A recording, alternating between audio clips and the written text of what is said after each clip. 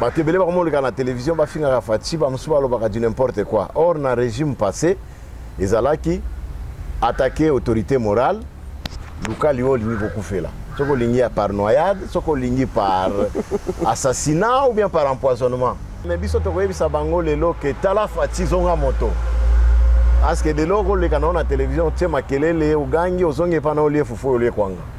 Mais natan un régime oyo biso touti botuna fayo abotani depuis abanda makelele tina lelo est-ce que okaki liso evimbio comme il est très à Moïse c'était un apatride.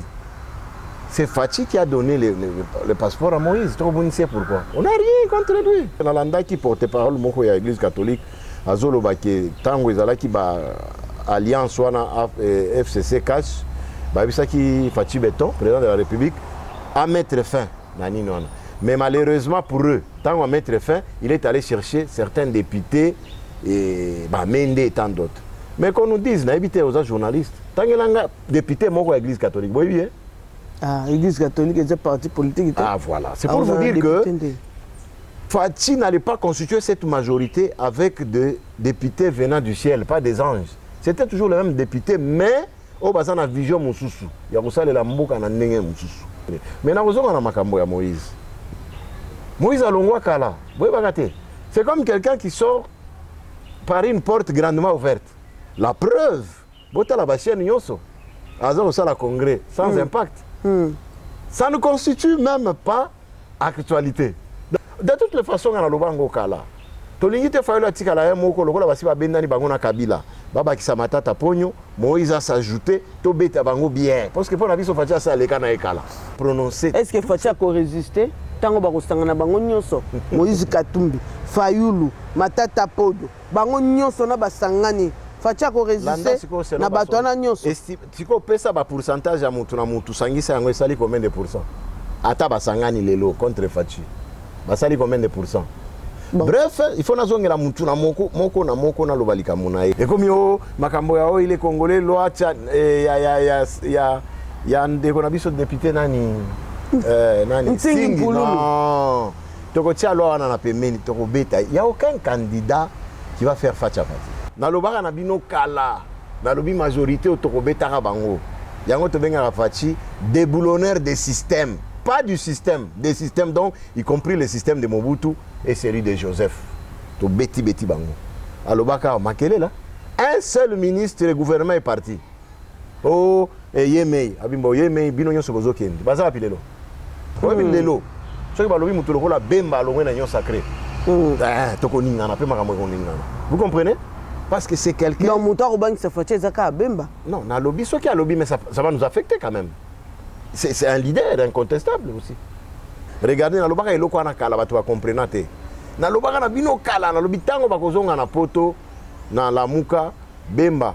Na Moïse bazala côté na bango fwalu na muzito bazala na resi ozala archive wana na bango kala ya moi ba 3-4 ans mais lelo ça s'est fait comme ça mais lelo Moïse et Bemba compris que non il ne peut plus continuer la politique on a être avec des gens peut-être qui n'ont pas de vision mais il s'est affiché comme leader politique incontestable incontournable dans ce pays personne ne peut contredire que Bemba est leader à solo.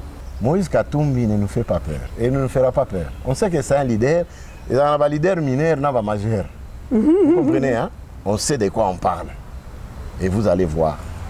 Mais si ça ne dépendait que de moi, il fallait Fayulu, Muzito, Kabila, Katumbi, Basangani, Namukwege, Détolier Bango Kali. Il n'y a pas plus tard qu'il y a 3 jours, 2 jours, dans l'Andi Batu, Nabiso Yabomanga, Naboma, Otobomana.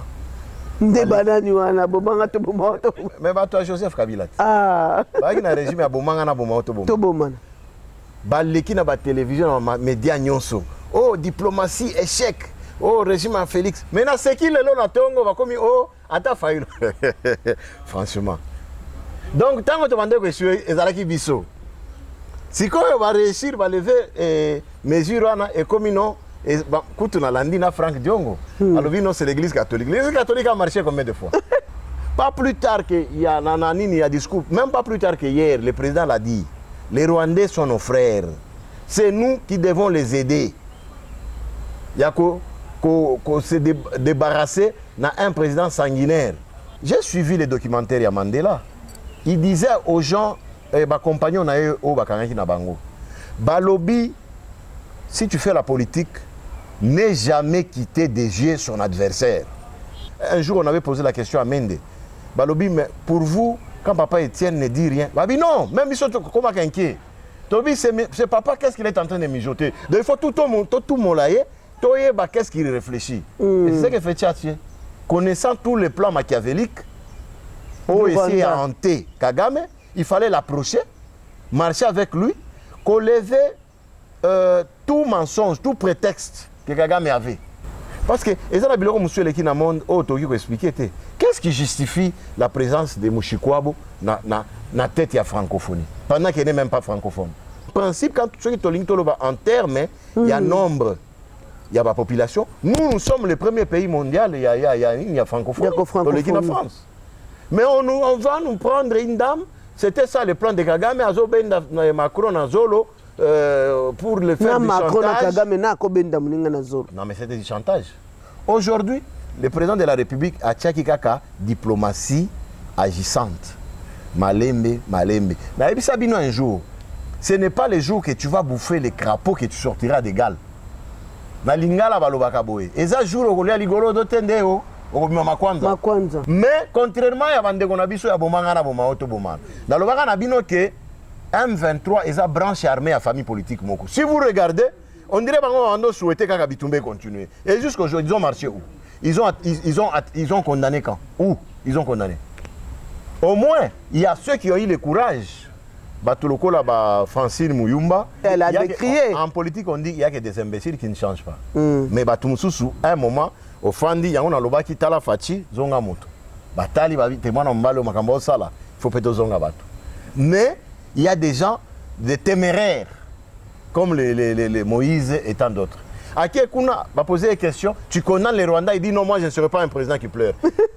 Francine Mouyomba répondre, ne peut être candidat que toute personne qui peut condamner comme ça les Rwandais et Kagame. Mais lui, il est incapable de le dire jusqu'aujourd'hui. Et un tel monsieur voulait en faire un candidat. Soyons sérieux quand même. Elle a décrié. En politique, on dit qu'il n'y a que des imbéciles qui ne changent pas. Mais Batumsusu, à un moment, au Fandi, il y a un loba qui tala fachi, zonga moto. Batali, témoin en mbalo, makambo sala. Il faut peut-être zonga bato. Mais il y a des gens, des téméraires, comme les Moïse et tant d'autres. À qui Kuna va poser des questions, tu connais les Rwandais, il dit non, moi je ne serai pas un président qui pleure. Francine Mouyomba répondre, ne peut être candidat que toute personne qui peut condamner comme ça les Rwandais et Kagame. Mais lui, il est incapable de le dire jusqu'aujourd'hui. Et un tel monsieur voulait en faire un candidat. Soyons sérieux quand même. Moïse a tout na terrain. Non, ils ont pas bilan. Hein? Ils ont été nani ndekonabiso Joseph Kabila. Hein? Batouné Bachaka Makere le Pamba. Un militaire de son état, d'ailleurs général-major, il a trouvé Kantiati en quel état et il l'a laissé en quel état. Les enfants des militaires, les gens qui sont dans Kantiati, Kuna, Tchamakele, le Fati Boyso, Obima Mobima. C'est là que chaque week-end, on ne va pas nous intimider. Oh, nous allons paralyser le pays. Bazana Mboko, vous voyez que Bazana Mboko. Bazali. Ils ont l'argent, ils ont tout. Incapables. Incapable. Est-ce que et comment il a parti à côté d'un communicateur dans la télévision, manifestation, activité à Tamoko Basala. Bisso CG na bisso à tout moment. Bah matinée politique et nous sommes en train de nous organiser petit parce que vous êtes au pouvoir. Pour avoir c'est plus. C'est normal, vous êtes au pouvoir. Hein? Mais on s'organise. Depuis le départ, il y a assassin Otozala qui naé. CG au moins à 8 ans, il y a ko Bongisa parti na bisso Malembe. Hein? Mais c'est lui qui est venu détruire le parti, qui est connu. Hein? Au moins, il a vu. Kamere a quitté Kabila et il est parti avec quelques députés, hein. Je crois que vous vous souvenez, hein? Parmi lesquels Bitakwira. Mais lui, parce qu'on l'appelait 500 gigas, il pensait qu'il y a une fin. Il est parti avec combien? Citez-moi un seul député qui est parti avec lui. Kabunda, là. Citez-moi un seul député.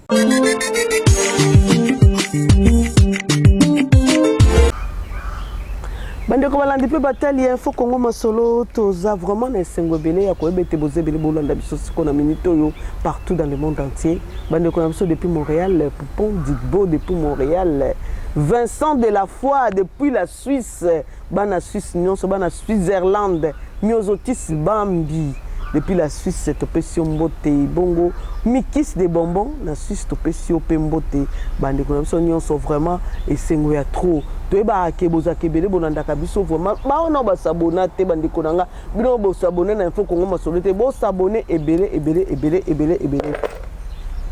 bande ko nanga depuis la France na bosani binote Christelle Bakanda topesi mbote Lydie Mbouike na topesi mbote et bongo même na Belgique kuna et pas wapi Dina Mbelu Azali bienvenue Mokambila topesi bino mbote na Sisa Kiteba na Montréal na Mboka Poupon Digbo Brigitte Ngal topesi mbote Franklin Ngandu pe topesi mbote na Libota Mobimba ya Bangandu topesi bino mbote le boss David Pelou depuis la France le boss David Pelou topesi mbote Nega to mesana ko bela bino actualité makambo ezali koleka na mboka bino mo bobosani te boyebi ke makambo koleka lebele na mboka mais tant to saka banalise bo ezaka po bo comprendre makambo ezo ke nenenge nini to kosuka wapi oleke boka ka ba les ondes to pesa bino ba réalité makambo nenge ezo lekana depuis quelque temps tozoka M23 nyoko biso pendant des années lelo ba komi ko benda na déjà moke to kolobela pe makambo ngo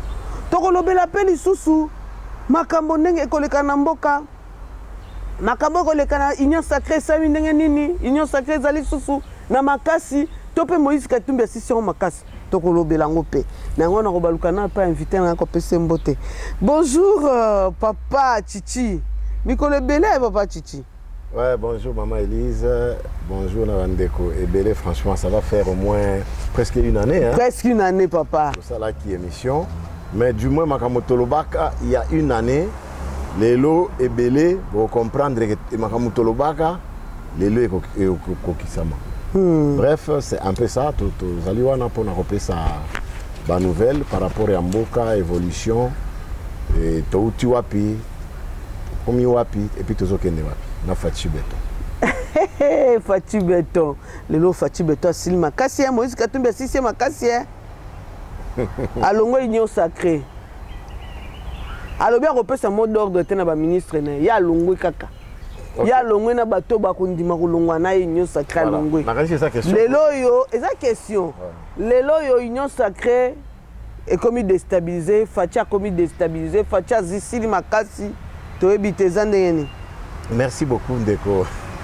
D'abord on a Sekamingi union sacrée au Ezali vision et chef de l'État Fati Beton, ce n'est pas l'union sacrée des individus. C'est l'union sacrée du peuple avec à sa tête Fati Beton. Oh, mais l'union sacrée faire la part des choses. Et en groupe il y a pas parti OK, si on a pour revenir dans Makambo lobby pour ndeko na biso Moïse, bon en fait, lobby qui est biso to IDPS, Union pour la démocratie et le progrès social. Donc to prônaka ba valeur, to prônaka démocratie. Et nous faisons partie, il y a des politiques qui est l'élo, la télévision, dit n'importe quoi. Or, dans le régime passé, ils ont attaqué l'autorité morale, Luka Lio Lini beaucoup fait là. Ce qu'on ligne par noyade, ce qu'on ligne par assassinat ou bien par empoisonnement.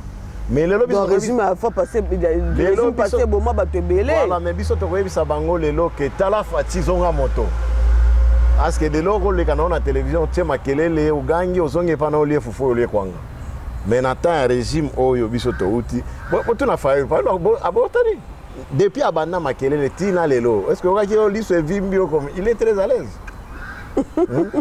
Bato wando omonaki ba mususu ba mekai ko sala marche moko ya 10 mètres, il y a 10 mètres avec des mouchoirs mais ils n'ont pas pu le faire parce que bango ba mesanaki moni régime ba ninga na biso ba bomanga na boma oto bomana donc ezaki régime va faciliter les gens qui ont appris aux Congolais le banditisme au sommet de l'État donc un régime de bandits de la République. Bref, donc Katumbi Moïse fait partie de ces gens-là. Comment? Pour nous, on ne va pas l'attaquer. Non, mais qui ne sait pas que Moïse fait partie du régime passé. Mais aussi, Babanaki. Babanaki, mais il y a dans la Kaka Bongo. Moutason, si Moïse est là, on a Zali Kaka Fati Beton. Fati Beton a respecté l'accord naïté. Ndé sali que Moïse Katumbi peut abandonner. A respecté l'accord par rapport à quoi? C'est nous qui avons donné le passeport à Moïse. Moïse était un apatride. c'est Fachi qui a donné le passeport à Moïse. Tu sais pourquoi? On n'a rien contre lui. Mais les lois, beaucoup. Mais il faut que la répondre parce que nazo tike le temps. Profiter pour nous. Je disais tout à l'heure, l'union sacrée, ce n'est pas l'union sacrée des individus. C'est l'union sacrée du peuple congolais. Et puis il faut topper ça mon éclaircissement parce que dans l'anda qui porte parole de l'Église catholique, à Zolobake, Tango Ezala qui va alliance wana FCC cash, bah ça qui Fachi Beton, président de la République, à mettre fin. Mais malheureusement pour eux, tant à mettre fin, il est allé chercher certains députés et Mende et tant d'autres. Mais qu'on nous dise, n'habitez aux journalistes, tant que les députés sont à l'Église catholique, vous voyez? Ah, l'Église catholique est un parti politique. Ah voilà, c'est pour vous dire que Fachi n'allait pas constituer cette majorité avec des députés venant du ciel, pas des anges. C'était toujours le même député, mais au bas na vision mususu. Il y a ça la mboka na ndenge mususu. Au bas na vision moko na imo mokonza mboka. Il y a changer. Lobi toiba ki trop, tobomi petro, toloki petro. Siko to ça la mboka na ndenge mususu. C'est pourquoi les autres, ils ont répondu à l'appel du président. D'où création ya union sacrée. Maintenant vous on a makambo ya Moïse. Moïse a l'ongwa kala. C'est comme quelqu'un qui sort par une porte grandement ouverte. La preuve, bota la chaîne Nyonso, Azor ça la congrès, sans impact.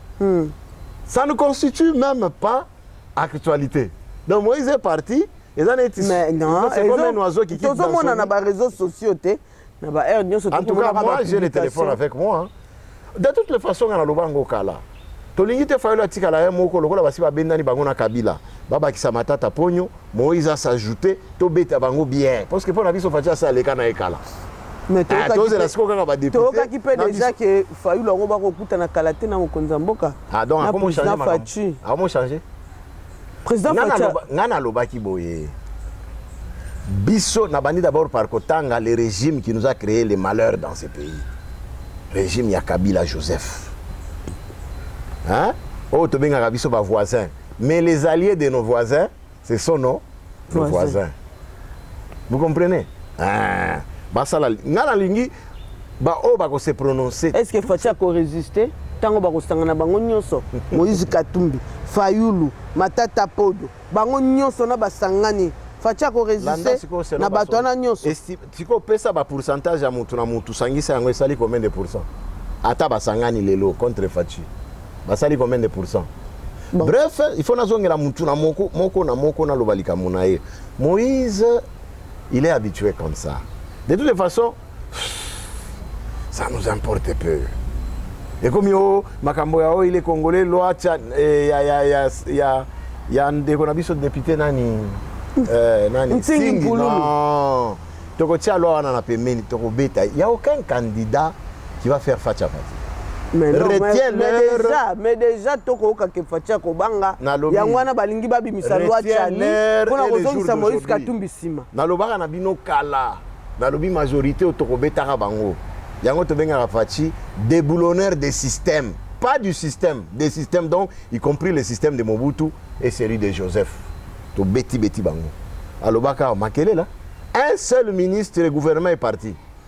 Oh, et Yemei, Abimbo Yemei, bino nyonso bozokendi. Baza pilelo. Premier ministre a gagné, on a démissionné, telelo baza. Faut pas blaguer. Na lobaka na bino kala, ils se sont trompés d'adversaires.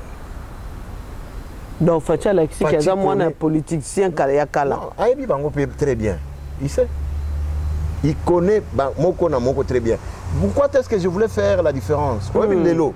Soki balobi mutu lokola bemba longwe na nyon sacré. Vous comprenez? Parce que c'est quelqu'un. Non, Mouta Robank se fait Zaka Bemba. Non, na lobby, ce qui a lobby, mais ça va nous affecter quand même. C'est un leader incontestable aussi. Bemba, c'est pas n'importe qui. Combien de députés dans l'Assemblée nationale? Moïse Katumbi, combien de députés? Moïse Katumbi, combien l'ont suivi? 70. Combien? 70. 70. Mais ceux qui se sont prononcés, Baza combien? Maintenant, il en a combien?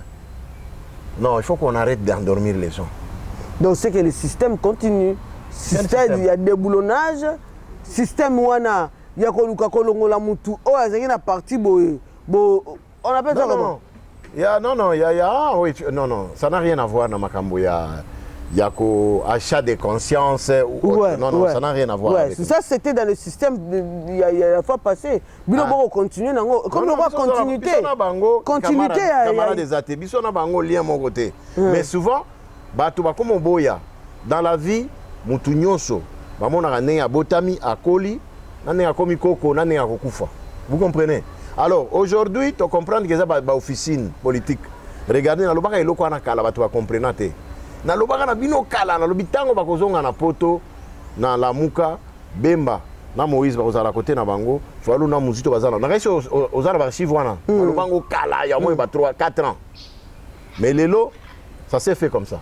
Mais lelo Moïse et Bemba a compris que non, il ne peut plus continuer la politique être avec des gens peut-être qui n'ont pas de vision. Mais il s'est affiché comme leader politique incontestable, incontournable dans ce pays. Personne ne peut contredire que Bemba est leader à solo.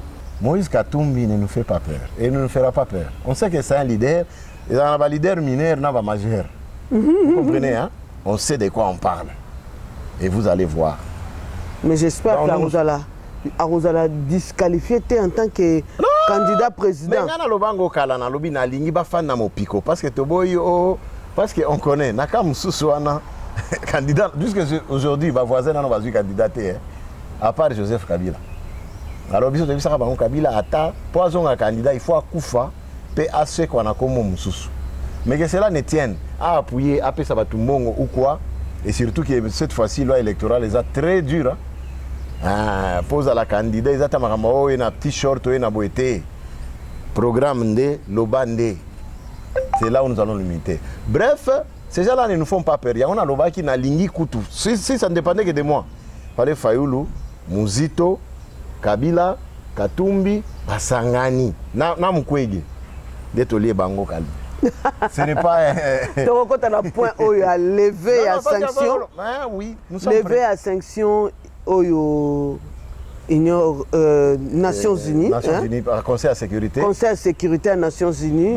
Baouti ko décidé pour lever les sanctions contre l'achat d'armes dans la RDC. Tout le monde Fayoulou Koloba était victoire il y a candidaté, mais il y a victoire il y a peuple. Pour peuple, il y a qui marche, tout le monde peuple qui marche, peuple qui revendique, qui na siège des Nations Unies qu'on réclamait tout le monde population vraiment télémaki pour na la paix kolobaki vraiment en tout cas trop c'est trop M23 bomi bato ebele néanmoins les alliés victoire ya population les alliés victoire ya Mutute to le baté que les alliés victoire ya Félix Tshisekedi et ça bon côté. Merci beaucoup. Au moins au lobby que ça pouvoir ya peuple. Mais devant ce peuple il y a quelqu'un. Hein? Il y a pas plus tard qu'il y a 3 jours 2 jours na landi batu na biso ya bomanga na boma auto bomana. Mais toi Joseph Kabila. Ah. Baki na régime ya bomanga na boma auto bomana. To bomana. Baleki na ba télévision na média nyonso. Oh diplomatie échec. Oh régime à Félix. Mais na seki lelo na tongo va komi oh ata Fayoulou. Franchement. Donc tant que tu mandes que sur ezalaki biso. Si quoi va réussir va lever mesure ana et comme non et kutu na landi na Franck Diongo. Alors non c'est l'église catholique. L'église catholique a marché combien de fois? Hein? Bon, on ne peut pas quand même qu'on dissocier ou bien mettre à part. Ce qui est vrai, c'est que c'est la victoire du peuple, mais il y a quelqu'un. Balobaka tout ça là 120 voyages. Bon, ça ne balobaka qui fait ça, voyages trop qui n'ont rien apporté. Hein? Non, si les alliés m'ont voyage, on a même sali que les loyaux. Les voyages. Bah que relever immunité je vais dire certaines vérités aujourd'hui. Oui, bah ça là quand makelele, le gros bah ça là quand orchestre, hein? Bah côté na répétition na bango, bah bimi oh abengi Kagame frère. Mais président le bah que les Rwandais sont nos frères. Bah kanyi mino ba lobité hein. Alors les Rwandais sont nos frères. Donc si président Félix Alobaka likamba de Rwandais sont nos frères, c'est qu'il y a diplomatie. Non, parce que bango batakaki. Balobi on aké koloba kune. Oh Kagame c'est mon frère. D'ailleurs tout et tout. Biso to lobi oui. Soko za na ndeko na yo amelaka bangi. Mais c'est ce que balobi amelaka bangi, ça enlève qu'il y a comme un frère na yo. Si tu as un frère qui est fou, tu vas refuser que c'est ton frère? Non. Non. Ça n'a rien à voir avec la folie. Il est fou, mais c'est mon frère. Pas plus tard qu'il y a nananini, il y a discours, même pas plus tard que hier, le président l'a dit. Les Rwandais sont nos frères. C'est nous qui devons les aider. Il y a qu'à se débarrasser d'un président sanguinaire. Hein? On a Nazo Benga, je l'appelle comment encore Kagame, c'est non seulement c'est un oppresseur vis-à-vis à peuple. Vous comprenez? Dans la Coupe du Monde, il y a, je crois, 86, il y avait un monsieur qu'on faisait passer avant, qu'on appelait Fielok. Moi, je l'appelle Fielok africain. Allez voir film et la Fielok, ce qu'il fait, et Kagame, il n'y a pas de différence. Bref, les Rwandais sont nos frères, je reviens là-dessus. Et le président, connaissant bien, j'ai suivi les documentaires de Mandela, il disait aux gens, ma compagnons, Balobi, si tu fais la politique, n'aie jamais quitté des yeux son adversaire. Ça, c'est le premier élément. Deuxième élément, il faut l'approcher pour voir qu'est-ce qu'il est en train de midioter. Je crois qu'il y a au moins, avant 2018, un jour, on avait posé la question à Mende. Balobi, mais pour vous, quand papa Étienne ne dit rien, Babi, non, même ils sont comme inquiets. Tobi, c'est papa, qu'est-ce qu'il est en train de mijoter? Donc il faut tout le monde là, qu'est-ce qu'il réfléchit. Et c'est ce que fait Tchatché. Connaissant tous les plans machiavéliques, pour essayer à hanter Kagame, il fallait l'approcher, marcher avec lui, lever tout mensonge, tout prétexte que Kagame avait. Au moins, hein? Awangani, ti de l'autre commis, bref, c'est une diplomatie agissante. Parce que, qu'est-ce qui justifie la présence de Mouchikwabo dans la tête de la francophonie, pendant qu'il n'est même pas francophone? C'est jouer des Congolais.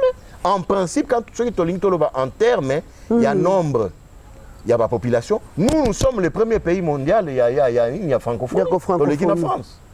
Mais on va nous prendre une dame, c'était ça le plan de Kagame, Macron, Azolo, pour le faire du chantage.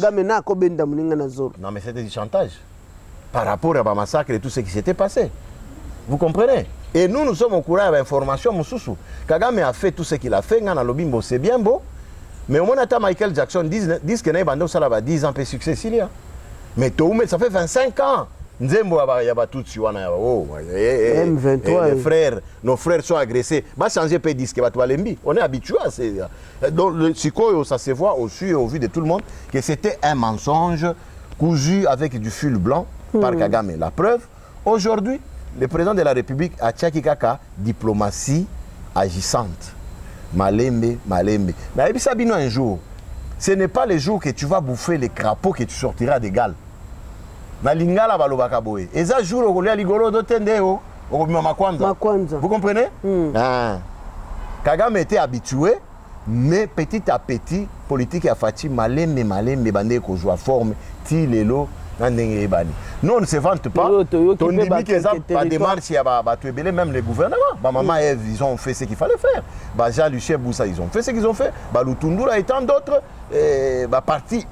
Évidemment, ils ont sacré. Mais contrairement à Bandegonabiso, il y a Bomangana, Bomaoto, Boman. Dans le Bagana Bino, que M23 est la branche armée à famille politique. Si vous regardez, on dirait qu'on a souhaité qu'Abitumbe continue. Et jusqu'aujourd'hui, ils ont marché où?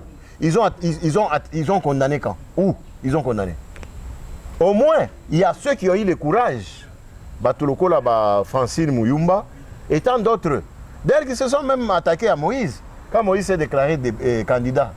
Mais est-ce que tu peux condamner les Rwandais? On a parlé du peuple, on a l'Assemblée nationale. En politique, on dit, oui, elle a décrié. En politique, on dit qu'il n'y a que des imbéciles qui ne changent pas. Mais Batumsusu, à un moment, au Fandi, il y a un aloba qui tala fachi, zonga moto. Batali, témoin mbalo makambo sala, il faut peut-être zonga bato. Mais il y a des gens, des téméraires, comme les Moïse et tant d'autres. À qui Kuna va poser des questions, tu condamnes les Rwandais, il dit non, moi je ne serai pas un président qui pleure. Francine Mouyomba répondre, ne peut être candidat que toute personne qui peut condamner comme ça les Rwandais et Kagame. Mais lui, il est incapable de le dire jusqu'à aujourd'hui. Et un tel monsieur voulait en faire un candidat. Soyons sérieux quand même. Hein? Et puis, toi qui ne peux pas, tu es pas. Et mon cher, moi, je suis fan de Nathalie Bafati, Nathalie Bemba, Nathalie niveau d'intelligence. Vraiment, mon discours, 1h40 sans papier, papa. 20 minutes après, je vais 1h40 de Osalango. Donc, débat peut être ça là. Maloba. Il a dit aux gens qu'il y a un bilan. La technologie est changée, Zaki Kotanga, Zaki Neloko. Attendez. Zaki transparent, Zaki Kotanga. Nous aussi ça là. Dans lobby, à lobby qui a un bilan tant que gouverneur. Mais tu as les gars Wandani, tu as un bilan à Wandani. Lui, quand il était gouverneur, il a construit combien de ponts? Il a laissé combien? Au Talaki Stade, il y a qui va s'en manier. Comment même Moïse a tout un terrain? Non, ils ont pas bilan. Hein? Et ça n'est pas Ndekonabiso Joseph Kabila. Hein? Un militaire de son état, d'ailleurs général-major, il a trouvé Kantiati en quel état et il l'a laissé en quel état. Les enfants des militaires, les gens qui sont Kantiati, c'est pour vous dire que ces gens sont venus penser qu'ils vont continuer Koko Saraba Congolais. Et puis regardez au Parlement maintenant. C'est comme si il y a un groupe de gens qui se sont convenus. Comment est-ce que c'est cristallisé au pouvoir. Donc ceux qui ont abîmé moi mais cette fois-ci heureusement Fatih est là. Fatih c'est le seul chef il dit ce qu'il fera et il fait ce qu'il a dit. Contrairement à Batumususu, on n'a rien vu. Vous voyez la différence? Mais Allemagne, c'est la pas Allemagne D'abord, une année tout ça. C'est pour la toute première fois. On est un dossier dans la campagne, mais ça ne peut pas nous empêcher de bimisama Makamususu. Kabila Bavante, Kabila il nous a laissé avec le budget de 4 milliards. Hein? Dans 18 ans, il y a budget à 4 milliards. Mais Fatih, d'ailleurs, tu as dit que parce qu'avec rien que le gouvernement, il y a Sama Lukonde. Sama Lukonde. Tu as 4 milliards, aujourd'hui 16 milliards. Hein? Réserve d'échange dans la Banque centrale.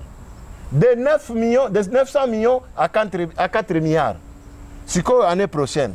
Et vous allez combien? C'est pourquoi, comme la campagne n'a pas encore commencé, mais tout royo, puisque tu as dit que Fatih a l'écana ekala. Nous allons nous battre pour avoir plus de députés, mais la constitution est prévoir. C'est vraiment difficile à un seul parti politique et à la majorité à l'Assemblée nationale. Parce que ceux qui sont majoritaires, 200 plus un député, là, il y a former gouvernement. Mais c'est pratiquement difficile. Mais certainement, il y aura des négociations qui seront faites dans ce sens. Union sacrée, on va voir. Il y a ce qui a marché et ce qui n'a pas marché. Est-ce que l'élection vous allez faire en 2023? Ah bon? Bon, que le 24, il y a la Fatih Azako s'enrôler. Tu veux la distraction.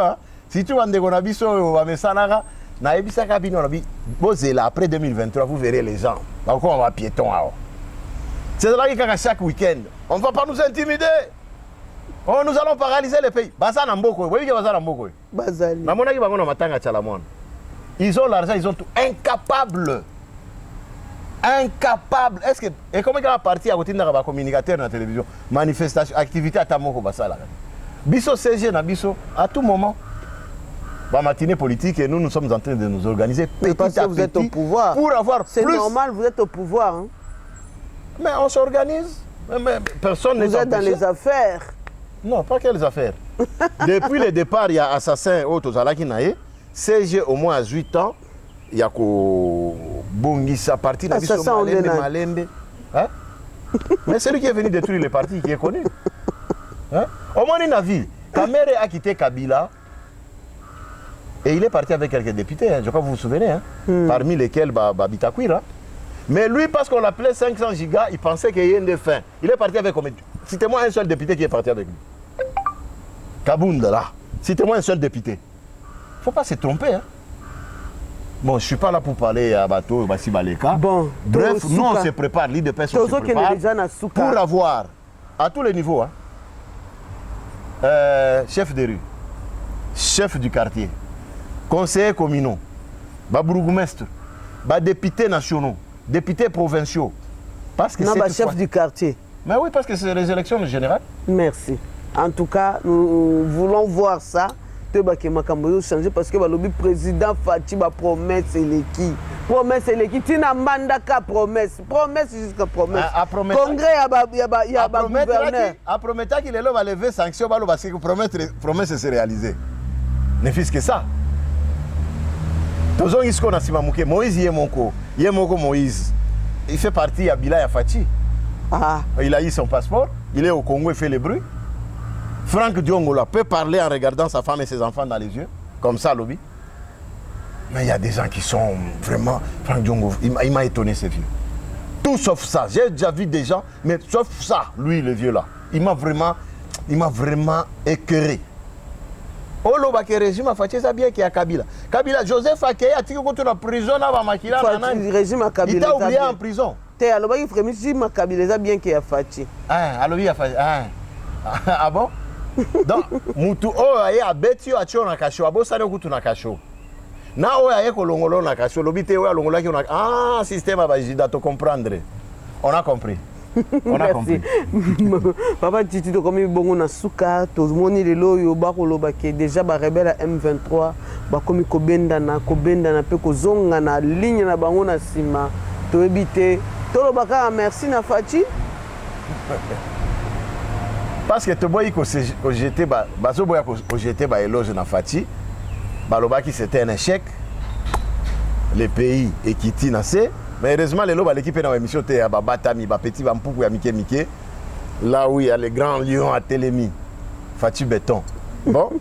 Alobaki ango pelelo na conférence ya ba gouverneur. L'M23 babandi ko kangabisaka bazo zonga. Maintenant, ils nous ont dit, ils iront où? Vous irez là d'où vous êtes venus. Vous vous êtes trompé de porte. Kunana ngambo ya Rwanda, moi bitumba mike bandi. Ah, etali bisota? Etali bisota mais toko aider bande ko na biso ba Rwandais ba se débarrasser na sanguinaire Fielok. Hein? Vous savez, même le président l'avait dit, l'Afrique n'a pas besoin de Hitler là ba Mussolini. L'Afrique a besoin de présidents comme Bafati. Tu as un problème à soumettre. Ce qui est résultat immédiat, à quelques jours, après un temps, au moins c'est pris en compte. Merci. Nous avons un président oppresseur. Et puis il nous a fait rire. Et là, comment on fait dans le Belango? Alors, Fati n'a pas gagné les élections. Lui, il en a gagné combien? Lui. Même Sassou peut nous dire quelque chose parce qu'il a organisé l'élection. Moko, il a échoué. Lui, il a gagné combien? Sa tribu, 30%. Les Hutus, 50%. Mais il y a 98% sur base de quoi? Donc vous comprenez, c'est du n'importe quoi. Et puis il n'a qu'à s'occuper, il y a Banini Naye. Nous nous demandons, on n'a pas besoin des petits Rwanda et les petits Kagame. Bref, nous on se prépare, nous demandons à tous nos membres par la même occasion, de s'enrôler parce que nous voulons non seulement Faci Assia Leka Naye Kala, topé sa majorité, pour que tu diriges Mboka Oyo selon vision et président de la République. Merci beaucoup. Qu'il n'y ait plus de couacs, aventurier Moko, Netubao, Tozaki Nabango, des gens versatiles de naissance et de carrière qui sont connus comme ça. Merci beaucoup Titi, merci à toi d'avoir répondu positivement à notre invitation. Merci, c'est moi. Ozana Momoko Obakisa. Bon, moi, Obakisa, on a souhaité bonne fête de Noël au président de la République, un membre du gouvernement et tous les peuples congolais, CG Kabouya Nabiso, secrétaire général. Et tous nos membres, le président fédéral. Secrétaire général, CG Kabouya. Maman présidente, il y a Céline Nabiso et le président. Maman Gisèle. Ouais, on est là. Mais nous vous demandons, préparez-vous. Il ne faut pas beaucoup. Tout le monde vous allez afficher tout le vérité des urnes. Cette fois-ci, ça sera affiché bureau par bureau, tout le monde. Merci. Merci beaucoup. Meilleurs vœux à vous aussi. J'en profite pour souhaiter les meilleurs vœux à Forgive Kinkendu qui nous assiste aujourd'hui. Merci. Et meilleurs vœux à Gilbert Kalunga, à toute la famille Kalunga, Dassa, Carmel Kalunga, Christian et Carle Kalunga, toute la famille. Meilleurs vœux à toi, Poupon Digbo. Meilleurs vœux, Maman Gisèle Moudiaï, présidente de section Gombe. Meilleurs vœux, Nabilo Nyonso, Obozo Landabiso, Sikona Minitoyo, Totanga Bakombo Tisuka Wapi. Meilleurs vœux, Vincent de la foi, meilleurs vœux à vous. Et moi, je vous dis au revoir, nous allons revoir prochainement. Bye.